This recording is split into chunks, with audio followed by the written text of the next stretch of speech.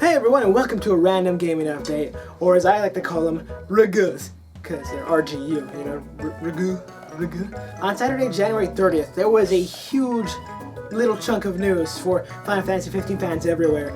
In the form of a stream, they announced a bunch of little things, such as the added magic is going to be in Final Fantasy 15, which is something we didn't really know, I don't think. I don't know if that was ever confirmed or not.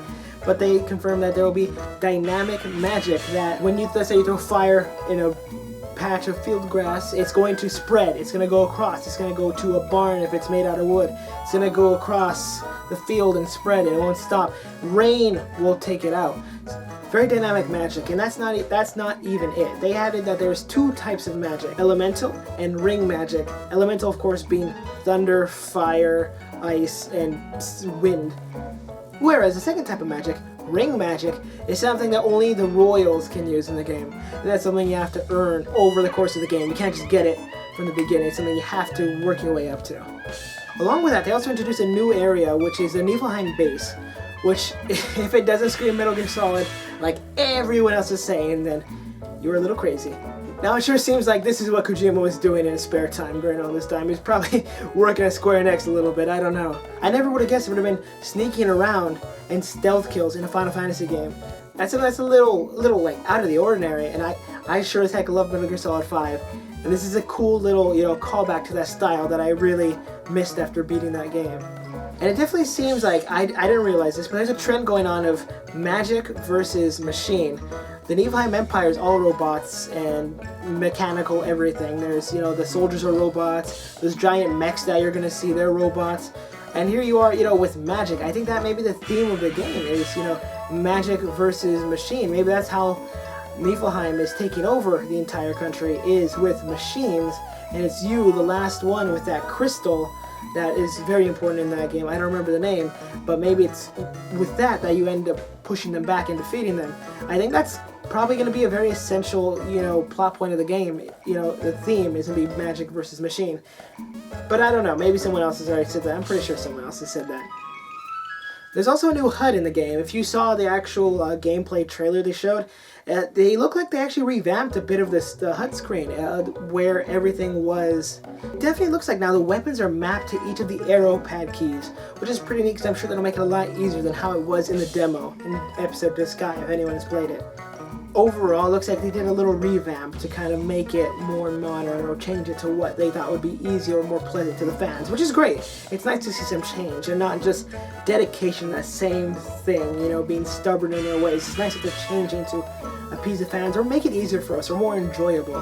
That's definitely something I like, seeing in this company right now.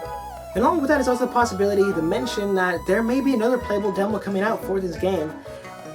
And I don't know, it's something I definitely would love to see happen because I definitely enjoyed playing what was like a very early-ish model build of the game in Episode to Sky. I'd love to see something that's a bit more, recent and modern and see how much they've changed it. I'd love to play that. It'd be really awesome. Along with all that, the introduction of the new area Niflheim and the new HUD and every other little thing, they also introduced a new Dragoon villain named Arania Highwind, which, definitely calls back to Sid Highwind and the other Highwinds of all the Final Fantasies. And she seems to be a boss and a commander of, of the army, at least from what we've read, or I've read anyway. It seems like she's definitely in charge, and she looks pretty darn badass, if I have to say so myself. She attacks like a typical Dragoon, but she looks way cooler, so I definitely cannot wait to see what they do with her. And maybe she'll be in the demo, I don't know, probably not, but I can't wait to see her, period, in the game, if anything. And the cherry on top of this whole event was, of course, the announcement date for the release date on March 30th this year. And with the announcement date for the release date of Final Fantasy 15, they also announced a free event going on in Hollywood for Final Fantasy 15, going on March 30th, the date of the announcement of the release date, where you will be able to see it live, I'm sure either on a screen live stream or people there. I believe it'll be more, actual presentation people there. You can actually go. It's an actual event you could RSVP for, and to do that you have to go online on Friday, February 4th, and I'm over here in California, just so you know, at 4 p.m., at least over here Pacific time, it's 4 p.m. They actually have a counter on their website, so check that out if you want to be sure what time it's going to be happening. But you can get tickets. I don't know if it's one ticket or if you get a pair of tickets or how many they give you. But if you want to have a chance of being a part of this little history, maybe some free items, you know, some definitely major announcements from what they said, then you definitely, if you're in the area or you can make it over to the area in LA, Hollywood, then I would say definitely try to get those tickets because that's going to be really cool and I would love to be there myself. Actually, well, that's pretty much it. But last thing before I let you go, I actually won a Twitter contest from Capsulca, or Capsa, California, I believe it's pronounced, where I won actually a pin, and I want to open up for you guys and see how it looks. So let's take a look at that real quick. Small thing, of course. Oh, well, that is actually pretty cool. I actually am gonna wear this. This is really neat. I know it's free, so I definitely appreciate it. But thank you, Jason Cryer, owner of Capsule Cuff, for doing this for me, because I definitely love it. And I'm gonna wear it all the time. A little pin, much joy. Thanks for watching, everybody. I definitely appreciate you watching my first review. Be sure to keep an eye out for any new random gaming updates, because as things happen, gaming events occur, I will definitely be trying to cover them, and I'll be giving them to you on YouTube, trying to keep you in the know, just as I try to stay in the know. But anyway, thanks for watching. Bye-bye.